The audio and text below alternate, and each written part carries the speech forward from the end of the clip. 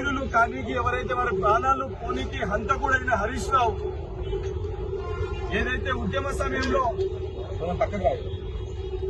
సమయంలో ఏదైతే నిరుద్యోగులని పొట్టన పెట్టుకున్న వ్యక్తి ఇవాళ ఇక్కడ రావడంతో ఈ యొక్క ప్రాంతం మైద చెందింది కాబట్టి సంబంధించి దాన్ని పసుపు నీళ్లతో శుద్ధి చేయడం జరిగింది. హరీష్ రావు గారికి గత 10 సంవత్సరాలుగా బీఆర్ఎస్ పార్టీ నాయకులకు ఏ రోజు కూడా అమరవీరులు గుర్తుకు రాలే. ఈ రోజు ఏదైతే సవాల్ విసురుతూ ఏదైతే రాజకీయ లబ్ధి కోసం ఏదైతే సంబంధించి అసెంబ్లీ అఫైర్స్ మినిస్టర్ గా పనిచేసిన సుదీర్ఘ రాజకీయ అనుభవం ఉన్న మీకు ఏ రకంగా రాజీనామా లేక ఒక ప్రొసీజర్ ప్రక్రియ ఏ రకంగా పంపన్నో కూడా అవగాహన లేకుండా ఉద్దేశపూర్వకంగా కేవలం ఏంటంటే ఒక పొలిటికల్ మోటివ్ తోటి ఒక రాజకీయ లబ్ధి పొందుదామని చెప్పి తీసుకొచ్చి రాజీనామా లేఖని ఇక్కడ పత్రికా విలేకరుల సమక్షంలో ఇవ్వడం జరిగింది.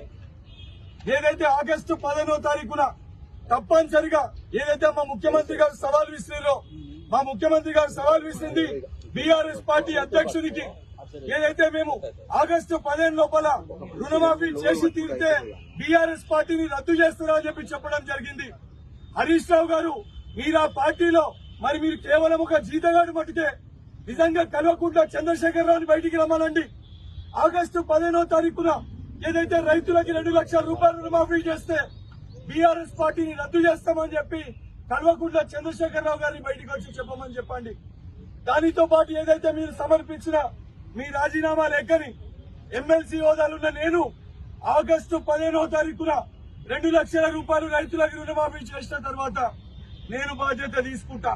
మీ లేఖని వృధా కానియా తప్పనిసరిగా ఏదైతే 2 లక్షల రూపాయల రుణమాఫీ అయిన తర్వాత స్పీకర్ గారి దగ్గరికి వెళ్లి మీ రాజీనామాని వృధా కాకుండా ఈ యొక్క రాజీనామాని ఆమోదింపజేసే ఒక బాధ్యత కూడా నేను తీసుకుంటా. బీఆర్ఎస్ పార్టీ నాయకులకు మళ్లీ చెప్తున్నా, హరీష్ రావు గారికి నిజంగా మీకు చిత్తశుద్ధి ఉంటే మీకు నిజంగా గత 10 సంవత్సరాలుగా మీరు చేసింది తెలంగాణకి ఏమి చేసినా మీకు చెప్పే ఉద్దేశం ఉంటే దొంగల లెక్క వచ్చి ఇక్కడ సమర్పించి ఓడు కాదు. నేను ఎమ్మెల్సీ హోదాలో మీకు సవాల్ విసురుతున్నా.